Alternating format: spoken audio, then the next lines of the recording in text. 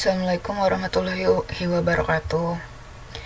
Materi ekonomi Islam yaitu jual beli dan hiyar oleh kelompok 2 dari 11 MIPA 6. Kelompok 2 yang beranggotakan Anissa Wulandari Wibowo, Mbunini Hari, Muhammad Farel Riyadi, dan Siti Sarah Rahmawati. Jual beli dalam Islam.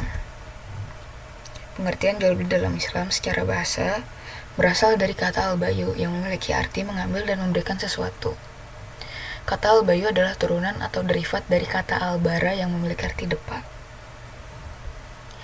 Secara istilah, jual beli dalam Islam adalah transaksi tukar-menukar yang memiliki dampak, yaitu bertukarnya kepemilikan atau takabut yang tidak akan bisa sah bila tidak dilakukan beserta akad yang benar, baik yang dilakukan dengan cara verbal atau ucapan maupun perbuatan.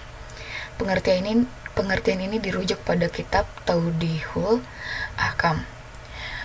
Lalu bila merujuk pada kitab Fiqhus Sunnah yang ditulis oleh ulama Syahid Sabiq, pengertian jual beli dalam Islam menjadi sebuah transaksi tukar-menukar harta yang dilakukan suka sama suka, atau bisa juga disebut proses memindahkan hak kepemilikan kepada pihak lain dengan adanya kompensasi tertentu yang harus sesuai dengan koridor syariah, atau zat barangnya bukan merupakan barang haram dan cara mendapatkannya juga bukan dengan cara haram. Lalu, pendapat imam mazhab terkait jual beli dalam Islam.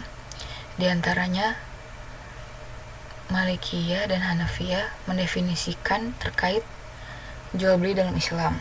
Ulama Hanafiyah mendefinisikan jual beli dalam Islam sebagai pertukaran harta atau benda dengan harta berdasarkan cara yang khusus atau yang diperbolehkan. Berikut gambar Imam Maliki dan Imam Hanafi. Lalu, ulama Malikiyah mendefinisikan jual beli dalam Islam pada dua definisi, yaitu definisi umum dan definisi khusus. Landasan hukum jual beli dalam Islam tentunya memiliki dasar yang jelas dalam Quran dan Sunnah. Yang pertama, Quran Surat Al-Baqarah ayat 275. Yang kedua, Quran Surat An-Nisa ayat 29. Lalu pada hadis syahih dengan banyaknya riwayat diriwayatkan Al-Bazar, Hakim dinukil dari Tawdihul Ahkam. Rukun jual beli dalam Islam menjadi sah dan valid apabila ditunaikan rukun-rukunnya. Apabila ada satu rukunnya yang tidak ditunaikan, maka jual beli dianggap tidak sah. Menurut ulama Hanafiyah, rukun jual beli cukup satu, yaitu ijab kabul.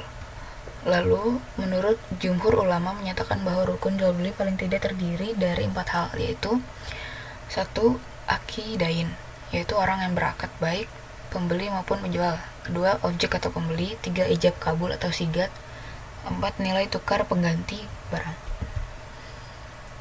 Jual beli yang terlarang disebabkan oleh 2 faktor, yaitu tidak memenuhi rukun dan syarat.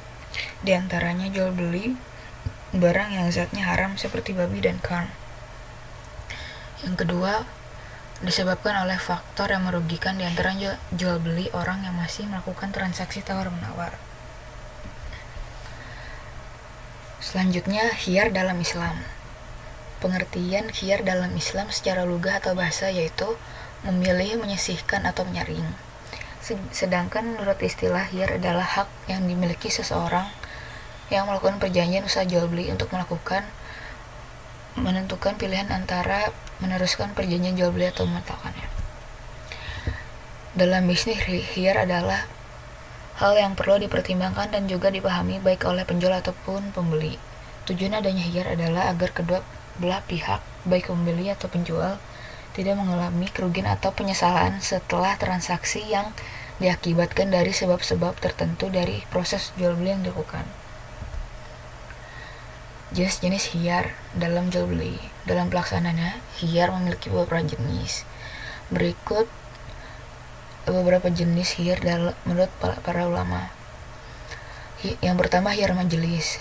Majelis adalah pemilihan yang dilakukan dalam satu majelis akad jual beli atau di lokasi perjanjian. Yang kedua, khiyar syarat. Hak memilih berdasarkan persyaratan. Yang ketiga, khiyar aib adalah hak pilih karena adanya cacat pada barang. Berikutnya, hikmah adanya aturan hiyar. Yang pertama, dapat mempertegas adanya akad yang terdapat dalam jual beli. Kedua, membuat kenyamanan dan akan muncul kepuasan dari masing-masing belah pihak. Ketiga, dengan adanya hiyar maka penipuan dalam transaksi akan juga terhindarkan karena adanya kejelasan dan hak yang sudah jelas. Yang keempat, masing-masing penjual dan pembeli dapat secara jujur dan transparan melakukan proses transaksi. Yang kelima, terakhir, menghindarkan adanya perselisihan dalam proses jual beli. Sudah selesai. Mohon maaf apabila ada tutur kata yang salah atau tulisan yang salah.